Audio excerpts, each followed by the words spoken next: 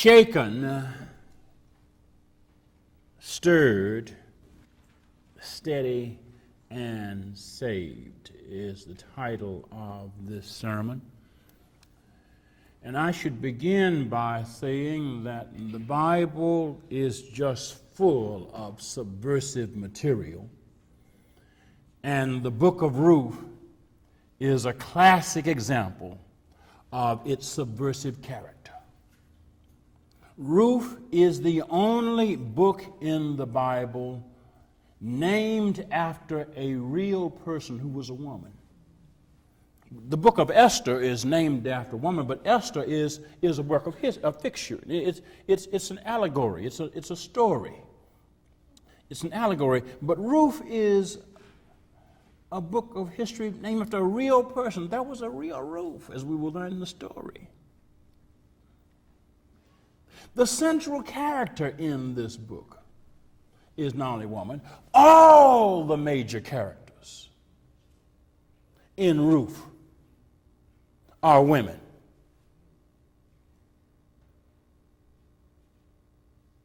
Only one man ends up in Ruth alive. Boaz. All right? All the other men pass on. And the book is defined by the life, by the courage, by the faith of women.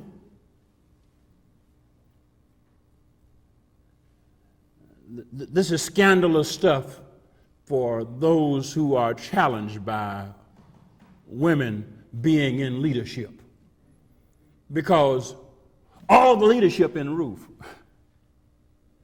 happens from women. Interesting story. And you don't have to take my word for it. Read the story. Read the story. The leading character is not only a woman, she is a foreign woman. She's a Moabite woman.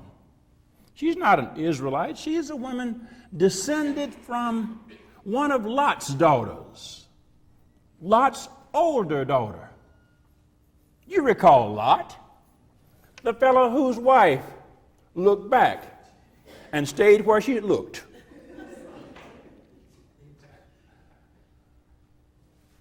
Ruth descended from the elder of Lot's two daughters. It is even more scandalous than that. Ruth is especially scandalous when we remember it is a story about immigrants, immigrant people. It begins with a man named Elimelech who left his home in Bethlehem in Judah with his wife Naomi and their two sons to escape famine in their country. How ironic. That's more scandalous. You know what Bethlehem means? Bethlehem means house of bread or food. There was a famine in the house of bread. And the people who lived in the house of bread or food had to leave and go to Moab to survive. And then after they get there, Elimelech dies.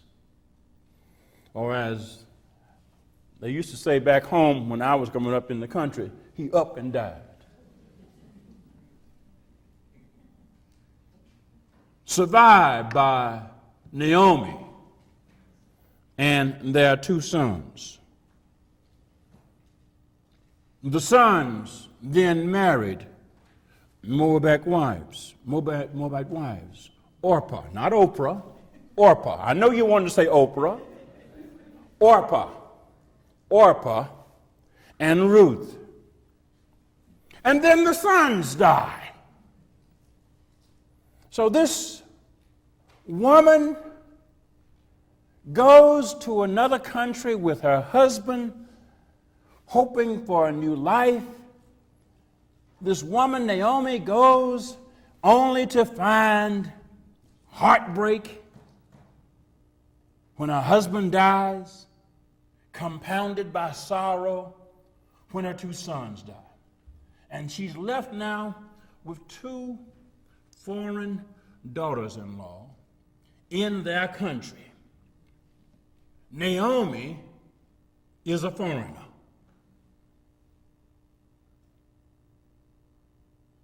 So the book of Ruth begins with the hardship of famine and the pain of a family forced by famine to leave their homeland and migrate to another territory, and begins with hunger and then the upheaval of moving. Anybody who's ever moved knows it's upheaving. You're picking up and unsettling things. See, especially moving when you don't know where you're going to have a job, don't know if you're going to have family. Elimelech moved his family to a place where he didn't have any kinfolk.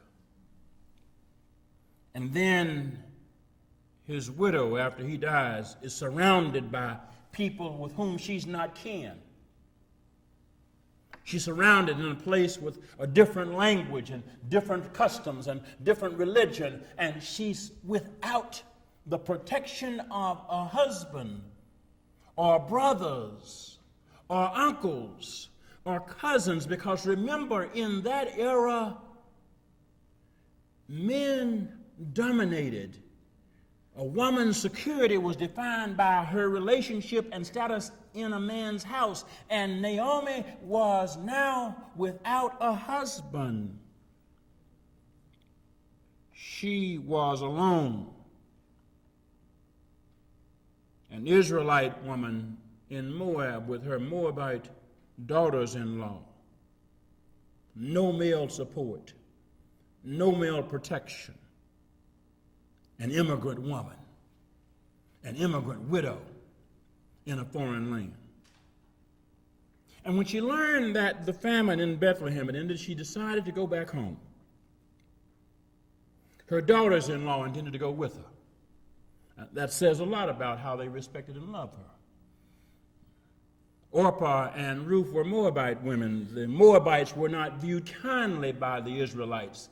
And for two Moabite women to decide to go back with their Israelite mother-in-law to a place they had never lived, knowing they would be viewed as outsiders, says a whole lot about how much devoted they were to their mother-in-law. By going to Bethlehem with Naomi, Orpah, and Ruth were not only taking on the status of immigrants, they were exposing themselves to the slights and the offenses and the mistreatment that immigrants, and especially immigrant women, have always had to suffer and tolerate. And one thinks that Naomi may have been thinking of this when she told her daughters-in-law, "Go back to your mother's house, each of you. May the Lord deal kindly with you as you have dealt kindly with the dead and me.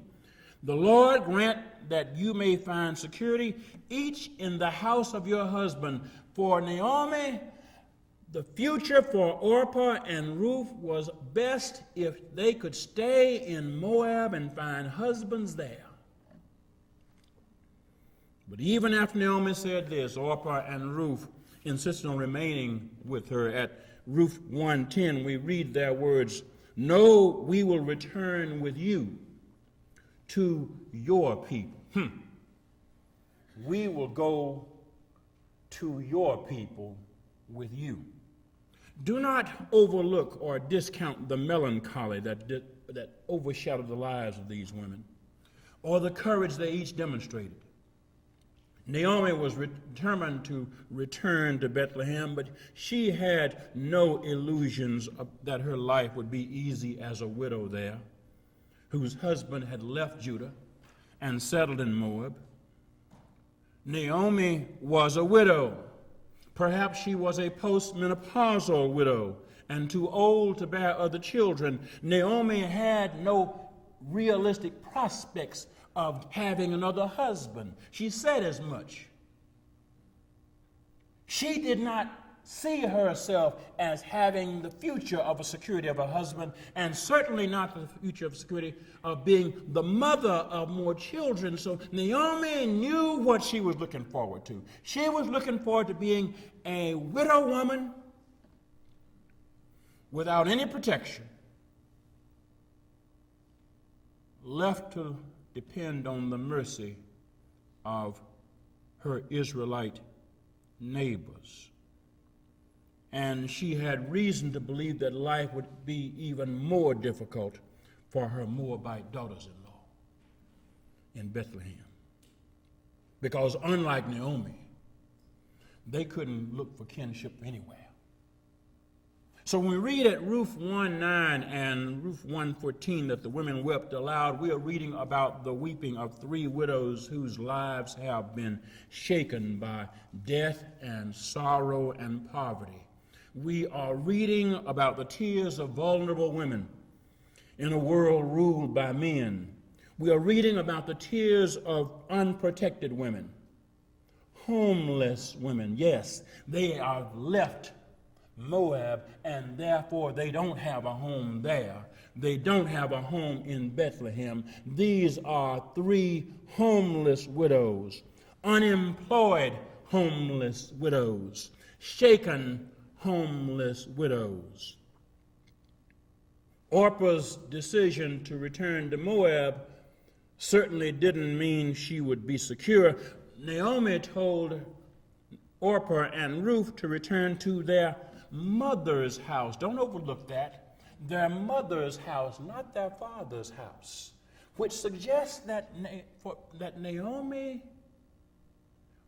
thought that Orpah's and Ruth's fathers may have passed on. If so, Orpah's decision to remain in Moab meant that she was remaining in her homeland as a widow. Her only hope for security there would be in attracting a husband and raising a family. Ruth, on the other hand, refused that option. Despite knowing that she would be a foreign widow in Bethlehem and without the protection or provision of any man, Ruth refused to leave Naomi. Her words to Naomi are now heard in wedding ceremonies. We know them. Do not press me to leave you or turn back from following you. Where you go, I will go. Where you lodge, I will lodge. Your people shall be my people, and your God, my God. Where you die, I will die. There I will be buried. May the Lord do thus and so to me, and more so as well, if even death parts me from you. When we read these stirring words of steadfast devotion during wedding ceremonies, they are spoken by comfortable, star-gazing, bright-eyed lovers surrounded by well-wishers in an atmosphere of romantic love. But there was nothing comfortable, nothing romantic, nothing idyllic about Ruth's situation. Her future was not one of bright promise and happiness. She was speaking as a widow of going where she had never lived before. She was addressing not her young lover, but an older widow who was returning home with a heart made bitter with grief. Ruth wasn't standing at some scandal-lit altar flanked by well-dressed bridesmaids as she looked into the eyes of her beloved when she spoke these words. She was standing along some dusty road between Moab and Bethlehem, talking to her heartbroken mother-in-law. We've sweetened up Ruth's words. There was nothing sweet about her circumstances. There was nothing promising about her situation. There was nothing bright about her prospects. Ruth's words to Naomi weren't prompted by the sentimentality we see at wedding ceremonies. They were motivated by steadfast devotion to the mother of her dead husband. Ruth, the young woman, was determined to care for Naomi, that old widow woman who was the mother of her dead husband. Ruth, the foreign woman, was determined to even face discrimination in Bethlehem in order to see that Naomi's last days would be as comfortable as she could make them. Ruth's words weren't cute. They were the strong words of a courageous soul. Well, how do we interpret this first chapter of Ruth in terms of our present context? There are many ways and reasons to do so. Let me suggest a few. You see these headlines in newspaper articles about Syrians, about whom we read and hear, fleeing war in their homeland and undertaking dangerous journeys overland by foot and across open seas in unstable boats. Think of Ruth and Naomi. That's the uncertainties we're talking about. You read about Palestinians and living in Gaza and the West Bank, and you think about Palestinians who have been run off their lands by Israeli occupation and illegal Israeli settlements. Think about Ruth trying to get back home with Naomi. When we read the first chapter of Ruth, think about Muslim and Latino immigrants seeking employment and peace in the United States in the face of anti-immigrant rhetoric from folks like Donald Trump and everybody else, talk show commentators and other small-minded people, including some of the folks in our barbershops and beauty salons. Think about Ruth and Naomi. When we read about Ruth and Naomi, think about families of military veterans who have been killed or scarred. They had a security while their soldier or sailor or airman was alive and healthy, but now their veteran loved one is dead or scarred, disabled, and now this family has to somehow migrate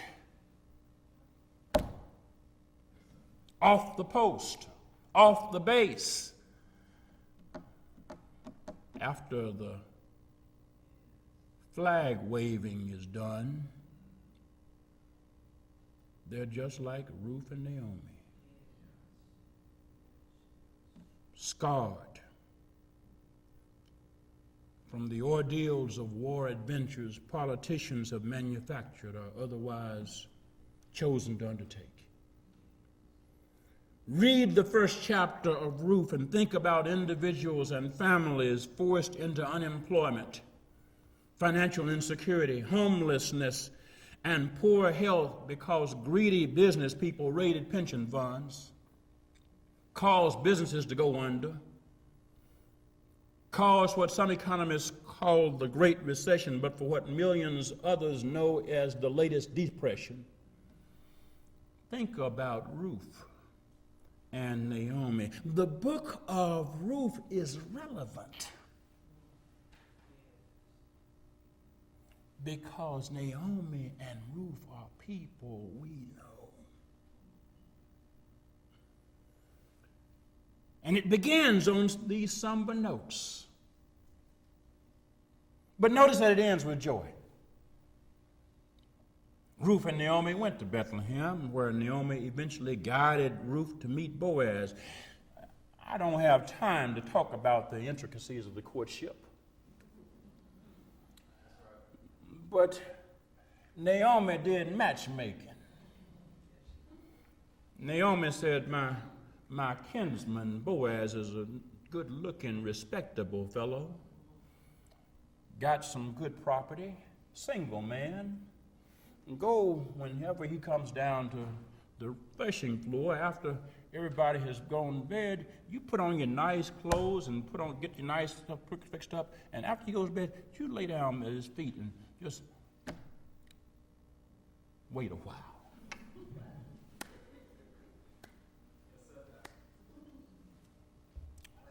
I will not insult your imagination. I will let your imaginations do whatever your imaginations do to fill in the blanks there. But the idea is that Naomi was concerned about establishing some security for her daughter-in-law. And she guided Ruth to meet Boaz, a man whose heart and mind would not be blinded by the fact that she was a foreign woman. You see, Boaz could have said, I don't want a foreigner.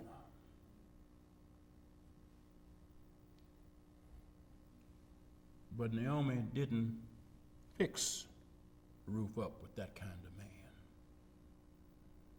Ruth's steadfast devotion and courageous commitment to Naomi ultimately resulted in Naomi helping her to become united with Boaz. And through that union, they were blessed with their son Obed. Ruth's steadfast devotion and courageous commitment to Naomi eventually worked to save Naomi from bitterness in her old age, as Naomi would move from being a bitter old widow to being a happy old grandma.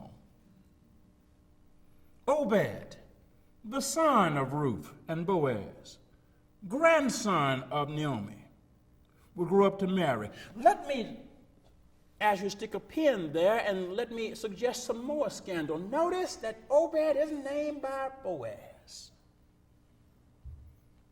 The women name him. The women in the neighborhood named him. I told you this was a scandalous book.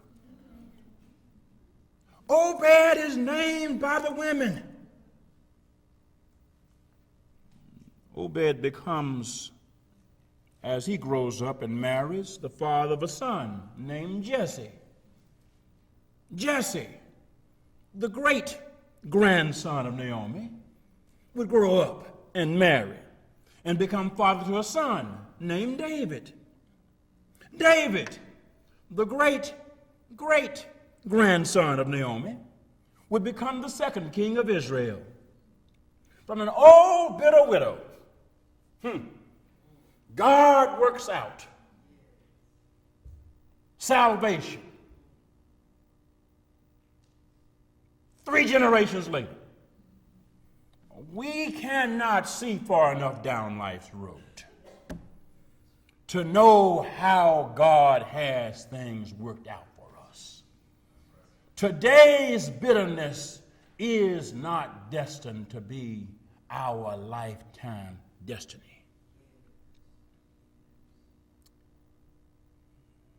And when we later read about the ancestors of Jesus in the first chapter of Matthew's Gospel,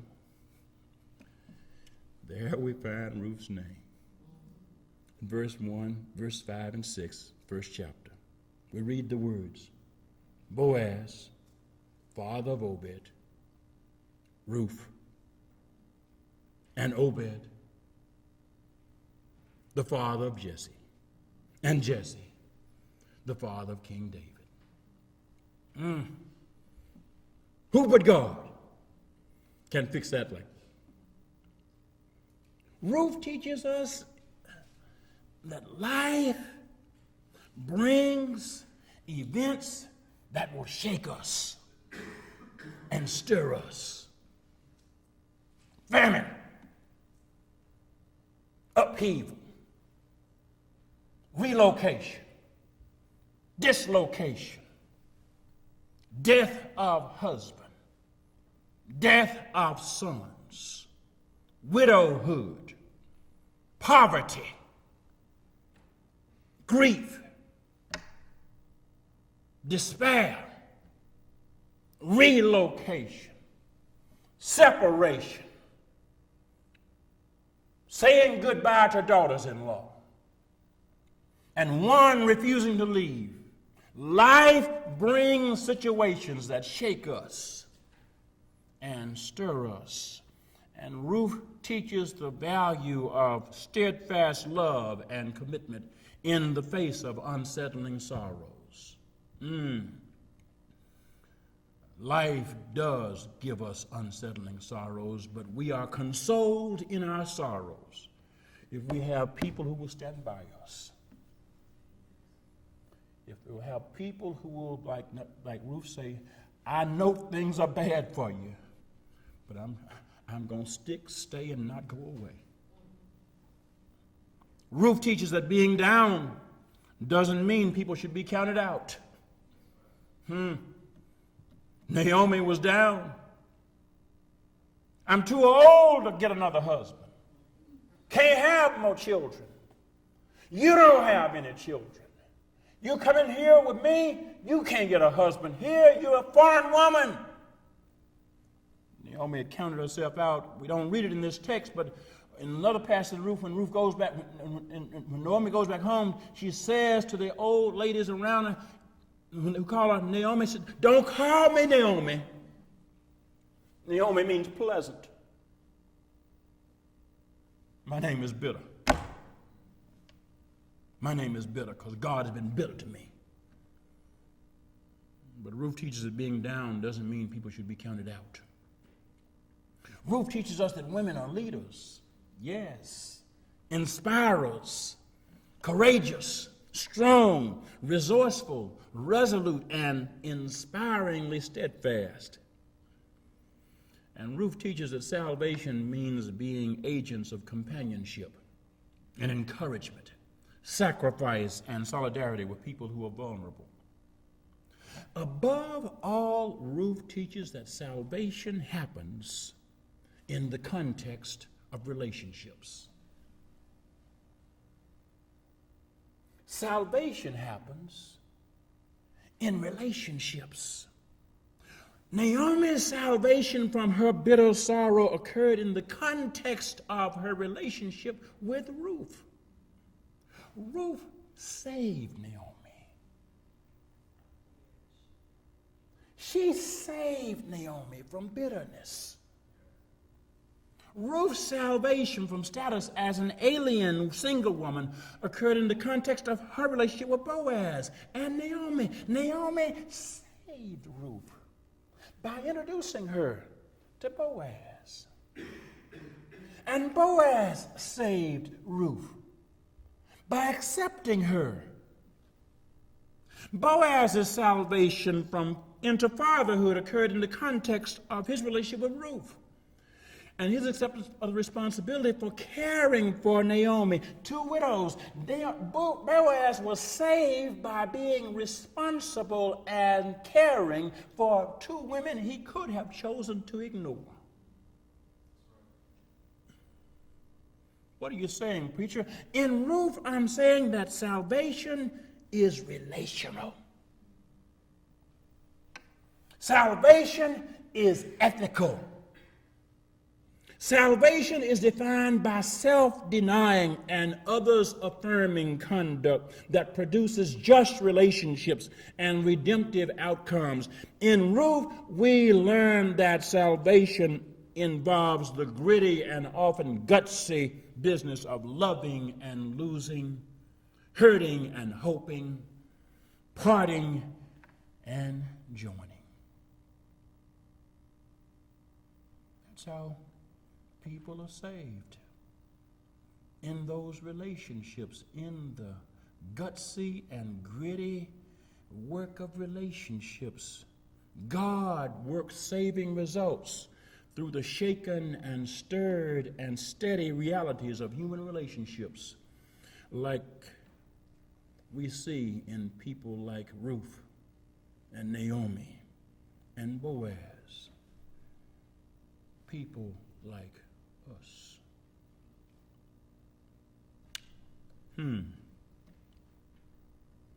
Ruth teaches that we are salvation agents. I know we say Jesus is Savior, yes, but remember what we read about in John 1:14, and the Word became. Salvation always has to become flesh. We are saviors for one another. So may our relationships glorify God in saving ways in the lives of others. Amen.